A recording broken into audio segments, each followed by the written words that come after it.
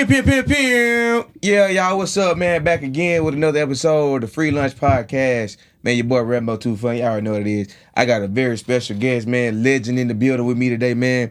We're going to make some noise, make some virtual noise with my OG, my big dog, Shawn Harris in the building. What's up, y'all? What's happening? What's happening? Yeah. Yeah, I'm finally here, man. Finally here, man. This motherfucker is beautiful. Fuck with it? Beautiful. It's beautiful. Yeah, man. Yeah. Hey, So, can I be myself? yeah.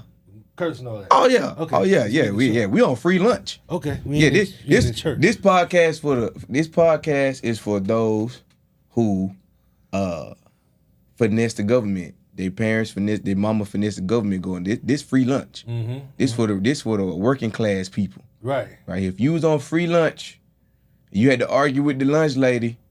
She's trying to hang that little paper bag with that cold sandwich in it. This for you, man. Yeah, this free lunch. Well, you know, if you get free lunch, you get food stamps too automatically, right? When that came out? If your child get free lunch in the state of Texas, you automatically get food stamps sent to the house. No doubt. It's on there. I know because my son get them now. Hey, listen, so, man, you been telling jokes for a minute. Man, you've been in the game for a minute. You've been, all over the country, all the world telling these jokes, man. And comedy is different now. You know, you got the social media. Right.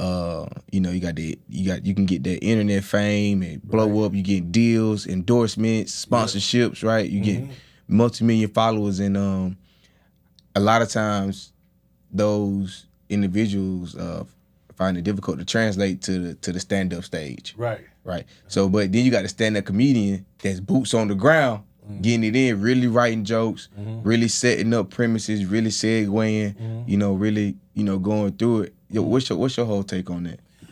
I mean, for me, I've been doing comedy, man, 28 years. So when I started, it wasn't no internet. We had two-way pagers. You know what I'm saying? We had two-way pagers and big old car phones. So it's like I when I say grinded, I worked for every stage I got on. Yeah. Like literally, I'll give you an example. The Laugh Factory on Sunset Boulevard in California. Shout out Laugh Factory. Laugh Factory. You have to sit out on open mic. You would sit out. It'd be like a line of comedians around the block. You got to be there at 6 a.m. What? Listen to me. 6 a.m. They open up the doors around 11, and you got 2 minutes. You got 2 minutes to get you a little spot on a feature act later on in that week or whatever. And we did that every single day just to get a little bit of stage time. It wasn't, and nobody saw it but people that was in the audience. So now you got somebody that's on the internet, and you have the internet now, so it gives you a wider audience faster. Mm-hmm. So your followers and your likeness gets out there more. The only thing we had was Comic View, Def Jam, and once you hit those stages, you was making more money. You can claim more money, but not everybody had cable back then. Yeah. Everybody got the internet. Everybody got the internet. Everybody. Yeah. So, man, it's a different grind. Yeah, for sure. And like in that same voice, do you feel like once you got on back then, it was easier to stay on? Because I feel like right now, if you get on, right, let's say you pop, right, you become hot, that fire can fizzle out real fast because of how the attention span of social media, right? Once they off you, they off you.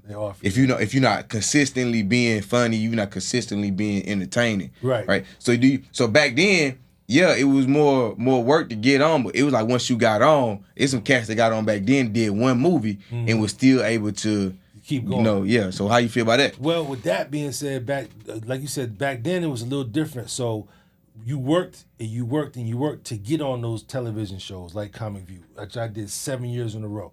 So once I became a household name, and so now, every year you get on TV, you can claim more money. So them shows back then, we was getting $300-400 a show to headline. Then after a couple times on Comic View, now you're getting $1,500. A couple more times on Comic View, now you're getting $2,500. So the money was coming, the money was growing, and you hit more stages, like, because now you're national. You national. People can see you here. People can see you in Germany. You international. I mean, and it just took a long time to get to that. That's my point. So with the internet, it don't take that long. You know, these cats is getting out here quick. And when you have longevity, people will never forget you. You know, they might not support you like they used to, but they'll never forget you. I can go places right now to this day and people remember me from Comic View from back in 2009. Right. You know what I'm saying? These internet dudes, like you said, they got to stay relevant every day. You know, I'll give you a perfect example. Country Wayne. Great internet sensation, right? Multi-millionaire now, right? Yeah. When he first started with them videos and he got on TV, got on the stage, yeah, people was leaving. Yeah. You know what I'm saying? But now he done got his craft together and you'll never forget who Country Wayne is. Yeah. He made that name for himself. So shout out to Country Wayne and Jordan Jackson. Yeah, man. Yeah, them boys doing it. Shout out Country Wayne, shout out Jordan Jackson. Yep. Yeah, for sure. Definitely see that. But you tasted some of that vibe. I don't know how to say it. That virality too. Man, hey, listen. You went viral. So I want to know a couple things. So you did the Court TV show, right? Yes. Did the Court TV show. Yes. And that was back then when you at grandma's house in the summertime, or you got suspended from school, and the court, she be watching the court shows. Right. And then you see that, and we thinking, from the crib, we thinking this people really going through this. Okay. So the court shows, they be fake? No, sir. Wait, that was a real thing? Put it like this, I can only speak about my court show. Okay. What I went on there for was a real case. They just let me be myself. They say, yo, just do you. Just be who you are. Yeah. And that's who I am in real life, like funny like that. Yeah. So that was a real case, man. That girl, man, long story short, real quick, that's the woman I was dating at the time. We both had two separate apartments. She had hers, I had mine. Back then, my rent was probably like $550 a month. Yeah. Hers I was living rough. Her rent might have been $650 a month. So she had a son at the time, and she had this big old hairy ass dog, right? So we dating for a year, and then she comes up with the idea, says, you know what? Why don't we just get a house, and we can put our money together and rent a house? Yeah. Especially because I got this dog, and the dog need a yard, and woo-woo. Great idea. We get the house. Rent. The house was like $1,050. So now I'm saving money. She's saving money. Right. Dog got a backyard. Yeah. Went through this about 4 or 5 months. Everything's cool. I pay half. She pay half. Everything's fine. About 5 months into it, she bought a brand new Chevy Malibu. Now her money went to pay that car note. And that car insurance. Yeah. She stopped paying the rent. So now I got to pay $1,050. As opposed to my little $550. Yeah. You got a child in here that's disrespectful. This motherfucker come in the house and walk right past me, straight to the refrigerator, won't even say hello. Yeah. And then the dog leaving hair everywhere. It pissed you off for real. You have to start paying that your hair. Man, bro. I'm paying. I can get a roommate now that's gonna help me with this. I could get a roommate. You got to go. Yeah. Because if you ain't gonna pay your half of the rent, take that boy and that hairy ass dog and get the hell out of here. Yeah. So my partner was the executive producer of that show. It was shot in Houston at Fox. Wait, what? That's Christina's Court is shot in Houston. That's where the bailiff used to be a sheriff in Houston, the dude that killed his wife. Wow. I did not know that. I thought that was shot out in Cali. That was shot right here at Fox. Because he was a Harris County sheriff. Right here.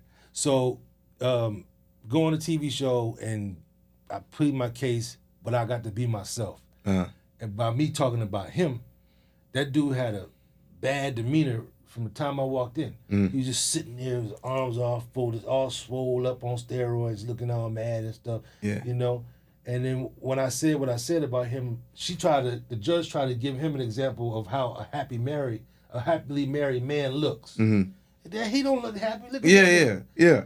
He look like he about to kill somebody now, right? And then they came back, man. Years later, he literally killed his wife. So people on the internet, when you say it went viral, that thing that went viral 4 different times. Yeah.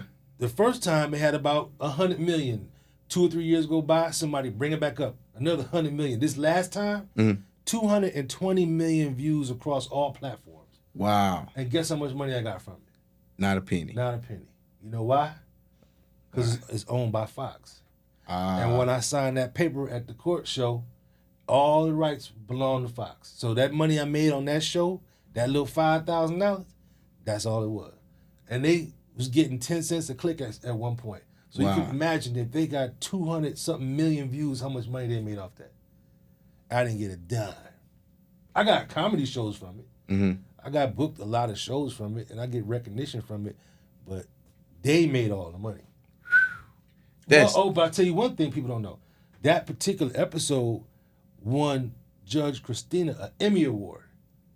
How? She was the first judge to win an Emmy Award. Look it up. How did she win an Emmy Award for that?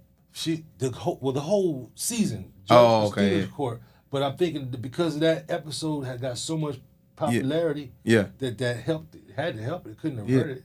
You know? Man, like, so when people see you now, right, and how many people bring up that show? Oh, everybody. They bring up that show more than they do comedy. For real? Either that or one of the movies on Tubi. You in Tubi movies? A couple of them, yeah. You didn't know that? No, I didn't know that. Which movies you in? You can look it up. Put it on the screen.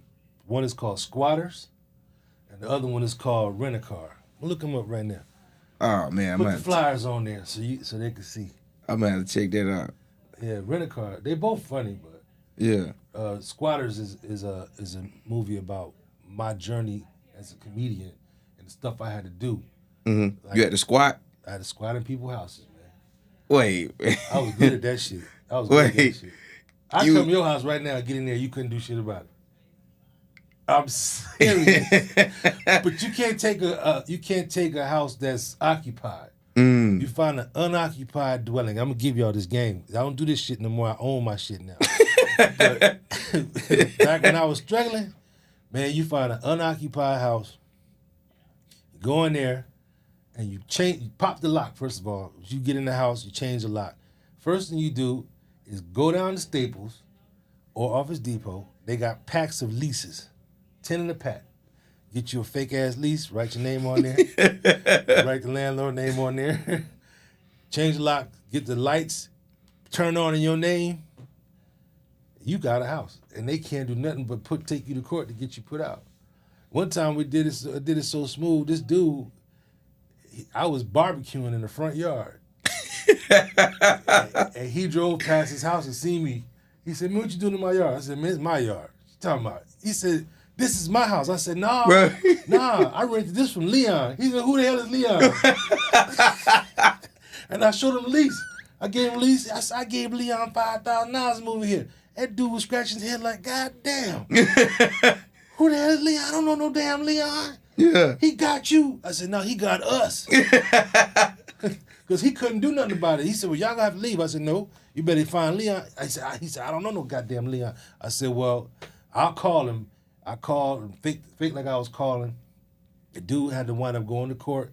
You get 3 times you can pass the case. So you go to court and the judge will say, okay, what you want to do? You gonna give it up or you gonna, then you say, well, he said, I'll give you 90 more days.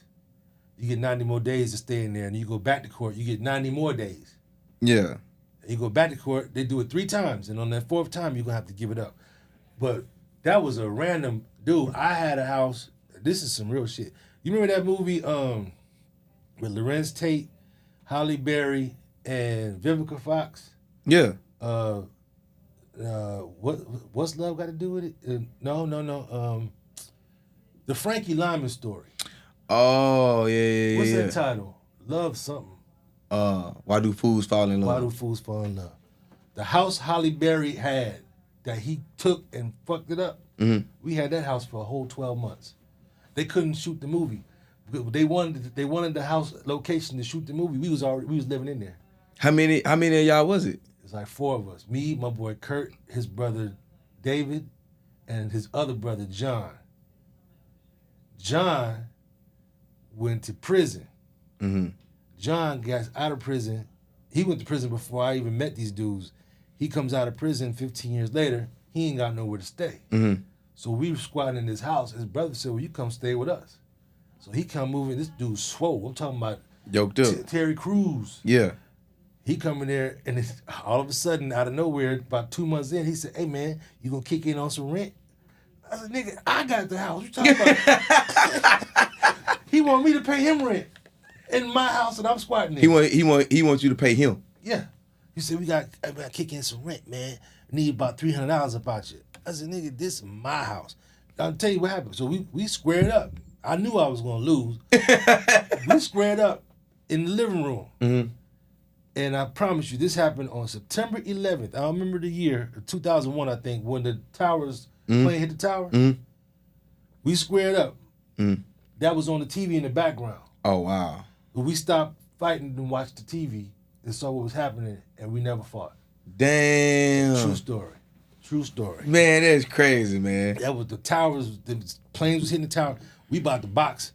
And like I said, I knew he was going to get me because I had to shoot this motherfucker. I couldn't beat him. They yoked up. Yeah, yoked up. So we started watching that shit on TV, and he left it alone. Damn. So, man, you just... There's so many things I can tell you, bro. Man, so like right now, I just want to get your point of view on it.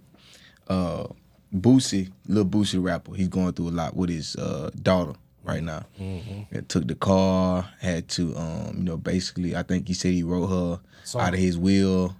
Yeah.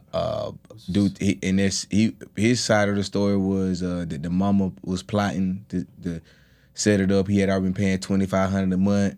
And then the mama came and wanted some more money, so she filed child support on him. Right, or whatever. right. And they already had a written agreement that Right. she would get $2,500 a month. Right. And so he said that the daughter came to his house for the summer, because the kids come to his house for the summer, and she kept saying that I gotta go help my mama. But the daughter was trying to leave, allegedly, because she knew the mama had filed child support on her. Okay. Or whatever. Okay.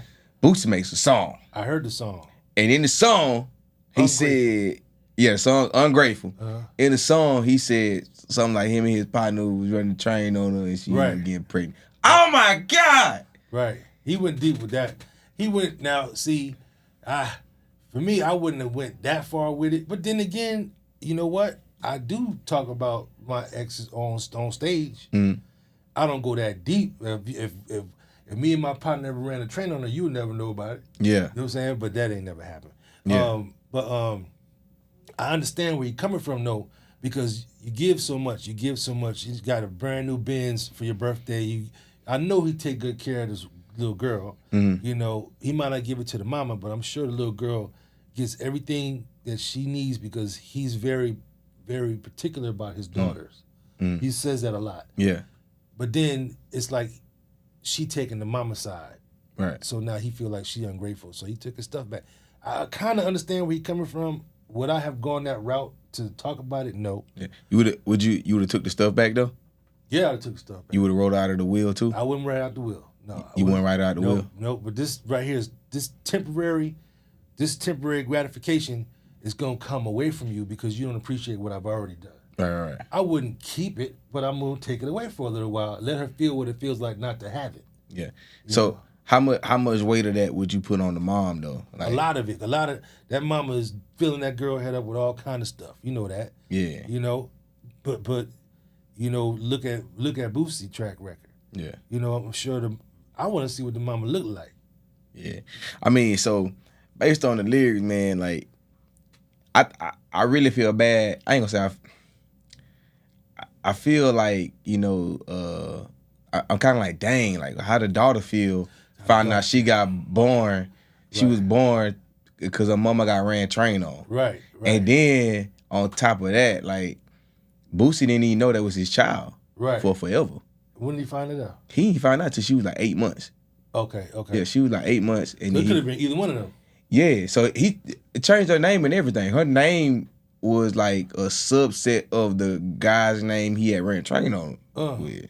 Damn. Yeah, like, yeah. So, like, yeah, that's heavy. That's heavy. And the daughter hearing that, man, you know, the way mental health going right now, that could have went real bad. Yeah, it could have. Like I said, I wouldn't have done it that way. I wouldn't have done it that way because with the child, you know, especially a girl. Now, if it was I don't hate to say it like this, but if it was a boy, you might be able to explain it to him a little different. Yeah. You know, but yeah, your mama was a hoe, man. Shit, you Yeah. lucky. You lucky. Yeah. You lucky I'm your daddy and not the other nigga. For real. Man, you can never get rid of the women once you have a kid with them, huh? Bro. Like, man, how hard, like, what's your take on breaking up with women versus women breaking up with men? When women break up with men, typically that's the end of it. Like, she ain't coming back. She already got some dick. She got some dick. She got somebody else already. Yeah, you know yeah. what I'm saying? And then when they find out that dude ain't shit, they want to come back. Mm-hmm. But for men, if a man breaks up with a woman, what I've experienced, they can't accept that rejection. They can't accept it. They won't let you go. Like, they cannot believe another woman is taking their place. Right. I personally am dealing with that. You know, like, my son's mother, we've been divorced 9 years. Mm-hmm.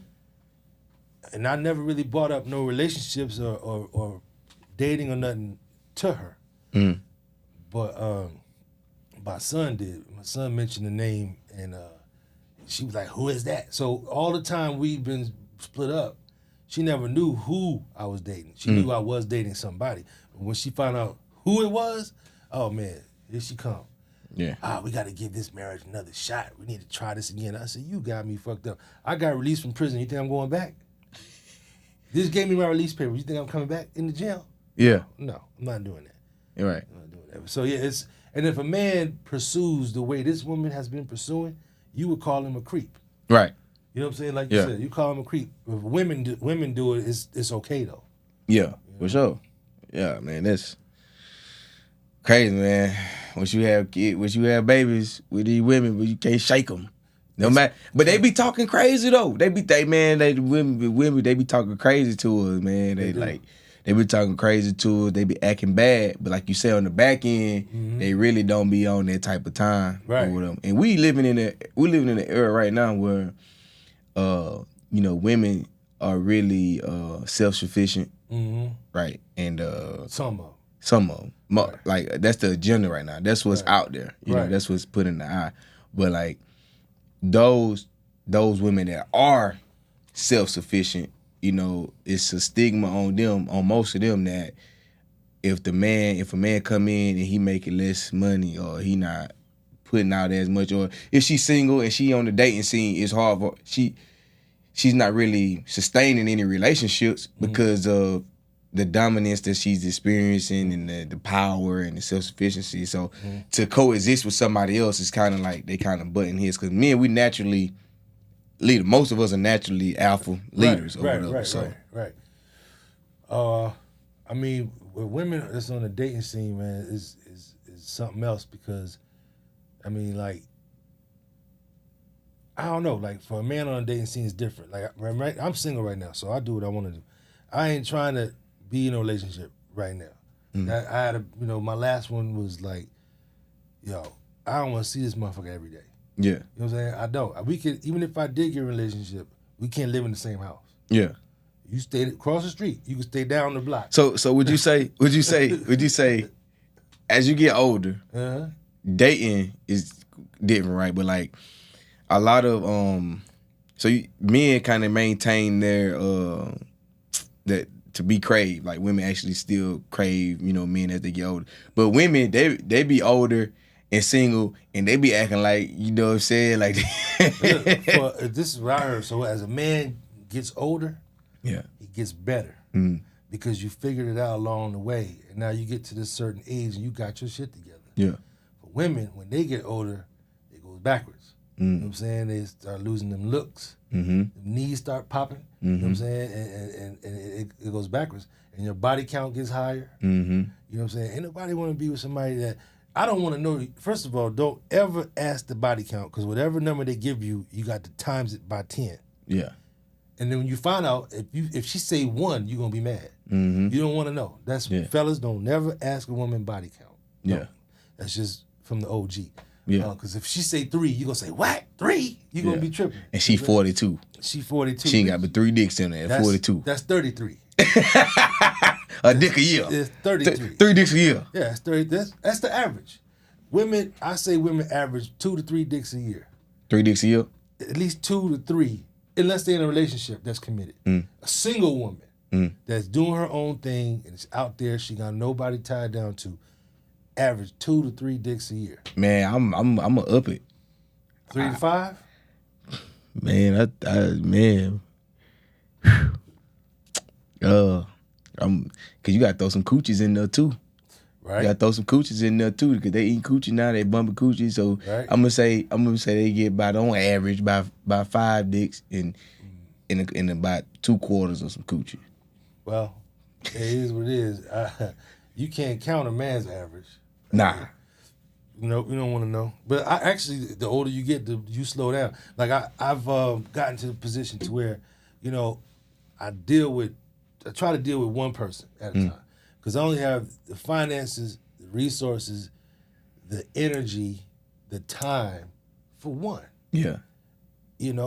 One person would get all that. I don't need to be dipping and dabbing. All them days is in the past. All that groupie shit, this over for me. I like being in my house. I go to work and I come home. Yeah. That's it. Yeah. I do the clubs. I might go to a cigar bar. I might go hear some live jazz or go out for dinner. But you ain't gonna never catch me in no club unless I'm making money. Hey, man, them sugar babies, they gonna be on you when they watch this episode. Hey, Shawn. They gonna be on you. They gonna be in your DM now. They be on me now. But look, this is old. Look, it be older women I got this woman named Gertrude Brown. She is 71 years old. Yeah. Talking about all she want to do is for me to just talk to her. She paying? She paying. I ain't do it yet. How much she paying? She never disclosed an amount. She said she want the time. I just want you to come spend time with me, young man. I'm taking these texts. I'm like, lady, I don't want to catch worms. She texting in all caps. All caps. All caps. And she sent me a picture. She got a tongue ring and no teeth. She got a tongue out. Old lady got a tongue ring. I was like, lady, you tripping. Yeah. So what advice would you give? What advice would you give to younger comedians coming up through the game right now? Mm-hmm. What to stay away from? Shit. Bullshit. Stay away from bullshit. Don't do nobody's show unless even the people that sometimes you got to watch out for. But always get a deposit. Always. If you just getting some time, some stage time, and they want to throw you $200 or $300, no. But if you got to travel to go anywhere outside of your comfort zone, always get a deposit. Yeah. They tell you, I'm gonna give you $500. I need $250 today. Yeah. You know what I'm saying? And then when you get to the venue, don't go on stage till you get your balance. So don't get the back end until you get before you go on stage. Don't touch that microphone until you get your back end. Because they're going to run you around all night. Hey, man, I got weed, I got liquor, I got bitches, I got cocaine. They got everything but your money. Yeah. Oh, man, you hear this one. Oh, bruh, man, you see it's light out there, man. We really didn't do like we thought we was going to do, man. Can you take 100? No, I can't. That's why you get your money first. Yeah. Then after that, it don't matter. And then sometimes they'll even cancel the show. I've had that happen. Flew out to a city, paid for my own airfare, they paid for the hotel, get to the venue, and there wasn't nobody in there. So the dude wanted to cancel the show. That ain't got nothing to do with me. You're the promoter. Yeah. I'm the performer. Yeah, so as a talent, like a lot of, like one of my biggest mistakes, one of the things I got blindsided with is that recognizing when you're the talent, right? Promoter reaches out to you, they want you to come perform at their show, at their venue, right? Mm-hmm. They assume all responsibility and liability to take care of the talent. Yep. Right. I got caught up in that.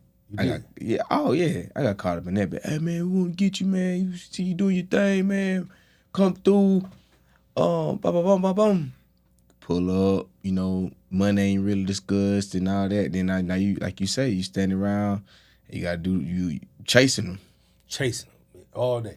Man, I'll be right back. I gotta do this. I gotta do that. Or they just leave. I've actually done the show. It was a good show. Done the show. Promoter was like, hey, I gotta go take my wife to work. I'll be back. He leave the venue and never came back. Wow. So and we at the venue without no ride to the hotel.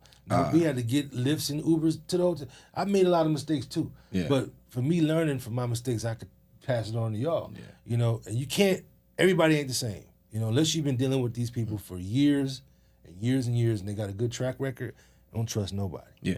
So, but also in that same breath though, like right now in this social media era, right? Like me, I got 15K followers on Instagram, right? I ain't got a million. I ain't got 100,000. I ain't got 50,000, right? Right. I'm not a big draw. You see what I'm saying? Right. Like my reach ain't as big as an individual who's been doing it for a while, or an individual who has a major social media platform, right? So I can't. I think a lot of times comedians who don't have that big of a platform, they're more hesitant to demand more. You see what I'm saying? Gotcha. So it's kind of hard to when you trying to get that exposure, you trying to grow or whatever. You don't want to cut yourself out or the long bag, right? Because you demanding this money up front. So like, if somebody offer me $500 to perform, I'm gonna be happy. You see what I'm saying? Because this is what you gotta do. You gotta establish your worth. Yeah. You know what you're worth. Nobody else does. Right. So if you think you're worth $500 and you accept that, that's you. Yeah. You gotta establish your worth with these people because no matter how much you think you deserve, they're always gonna try to cut it low. Yeah. So you start off high. Yeah. Like if you say 500, I would say 1,000. Yeah. They're gonna bring you down to about 750. Oh, okay. You know what I'm saying? So, if you think about this too. It's also the venue. Yeah. Because, for instance, what was it? Run right. The Riot. Riot. Yeah. You can't get no $1,000 out of there. Nah. You know, you got seating. It's seating. So you at the Improv, that's totally different. You know, plus they charging more money. But you got to know your worth. Like I have a set price for if I have to get on an airplane or like I said, travel out of my comfort zone. If I got to drive 6 hours to the show, or if I got to fly, I got a price. Yeah. That's it. You either take it or leave it. Right. Ain't no big deal. You ain't got to do it. Right. This is what it is. That's what it is. Yeah. So yeah, if y'all hearing that, man, hearing to make you see y'all comedians, make sure y'all soak that game up. Yeah. And cause it's legit. So you, especially if you got kids, wife, family, you thinking about doing it full time. Honestly, like I feel like this. If you ain't got a minimum 100K followers, if you ain't got minimum 30-minute solid set on stage to where people can come and like laugh at you for 30 minutes straight, man, keep your job. Like hey man, go to work, man. Bruh, what you just said, I don't have 100,000 followers. You know what I'm saying? I'm probably like around 20, 18, 20, no big deal. But I know I could rock a stage for 45 to an hour. Right. That still don't mean nothing. I still got a job. Yeah. I have a regular 9 to 5. I hustle. I got 4 or 5 different sources of income. Yeah. You can't just rely on one. Yeah. So if you want to jump out on faith and get your, I suggest everybody do it. But you got to have some money saved or a side hustle. Yeah. Perfect example. You do that Uber Eats and DoorDash and all that, you can do all the comedy you want to do, and you still making some money on the side. Mm-hmm. It's not going to affect your comedy schedule. It's not going to affect your driving money-making potential because you on your own. You know what I'm saying? Yeah. That's a great side hustle for a comedian. Yeah. I know a lot of comedians that do it. Yeah. Me too. I know one in Houston. Yeah. I know a couple in Houston. So that is a perfect side hustle for any comedian. You're not dedicated to no 9 to 5. You can take off when you need to take off. I suggest that for every entertainer. Yeah. And you also have Amazon Flex driving too. You can do Flex driving where you can deliver packages for Amazon. I did that shit one day. One day? Yeah, this lady had got no, it wasn't Amazon, it was some other I wanna say Uber delivery. This heifer took me to Walmart and had got 10, 24 packs of water. And the heifer lived on the 3rd floor without no elevator. Ooh. I put that shit on the ground. I left that shit on the floor and said, lady, come get your damn water. I'm not walking up. You can't carry but one at a time. Yeah. That's 10 trips. That's 10 trips. Oh, man. Up 3 flights of steps. Oh, yeah. 116 degrees. Oh, yeah. I left that shit on the ground. Hey. And quit. Drove the fuck home. Hey, so but Amazon Flex is a little different. Like you pull up on there, you go to the warehouse, the delivery station. They have all the packages ready for you. You just go to address and walk the box to the door. That's it. And leave. Okay. You ever picked up a box of bullets before? Man, it's heavy. Yeah. Yeah. Okay. Oh man. So look, thank you so much, OG. Oh yeah. For tuning in. What can we find you at? On Twitter, not Twitter. Instagram is at comedian Shawn Harris. ShawnHarris, no spaces. Same thing on Instagram. Same thing on Facebook. Comedian Shawn Harris, and shit. Catch me at any local, any comedy club. Like I'm going to Vegas this week. I got 2 shows in Vegas next week. I still get my road gigs. You know? I still get my road gigs. Not as much as I used to, but I still get them, and I appreciate them all. But you doing your thing, brother. Man, I'm trying to get some road gigs, man. Ain't got no road gigs, man. They scared to book me. You know what? I'm gonna tell you what you're gonna find out, and I learned this the hard way. And I hate to say it like this because you don't want to never dumb down your craft. Yeah. But I've been on the road with quite a few comedians, and as a feature, I would destroy to make them have to work harder. And next thing you know, you ain't on the road with them no more. That's some OTK shit. Yeah. You outshine the headliner, they're like, oh, nah, don't bring him back. He too funny. I got to work too hard. And them road gigs stop. I've had it happen. So now I do my own road gigs. Yeah. You know what I'm saying? And I don't give a damn how funny a comedian is. You should never be scared to follow anybody. Right. Before I get off, prime example, one night I was at the Comedy Store in L.A. in the Belly Room, and I was supposed to headline. 5 minutes before I go up on stage, Eddie Griffin walks in. Mm-hmm. Of course they're going to bump me and put him up there. This Joker did about an hour and a half. Got off stage, and I still went up there and did my thing. Yeah. So it's like, it's whatever I say, you going to laugh at, just like you laugh at what he had to say. Mm-hmm. I don't care who I follow. Yeah. I'm going to do my position and my part while I'm on stage. I don't give a damn who it is. Yeah. I ain't scared to follow nobody. Right. Facts. Yeah. If you confident in your funny, if you got your own, like, your niche, your own specific type of funny, and you've been crafting it in your crowd already, man, you ain't got nothing to worry about, bro. Nothing to worry about. Yeah. I get exactly what you saying right there. So look, make sure y'all tune in. You can find us on everything. Free Lunch Podcast. It's the name of this podcast. Free Lunch. Shawn, OG. Free food stamps too. Yeah. OG came through and dropped some free lunch on us, gave us some free game to all the comedians out there. Hey, this free? You get your little swig. It ain't free. I take this motherfucker with me. Sheesh, they got that bit from Sam's Club. That came from Costco. That joker had to be. Them people pay about $2,000 in the club for that. Retarded.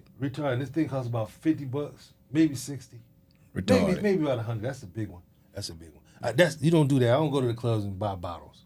I don't. Shit, I try to sneak my own liquor in the club. Oh, ain't no trying, baby. Grab the big purse. There you go. Grab the big pocketbook. All right, man. Well, shit. Thanks for having me, bro. Again.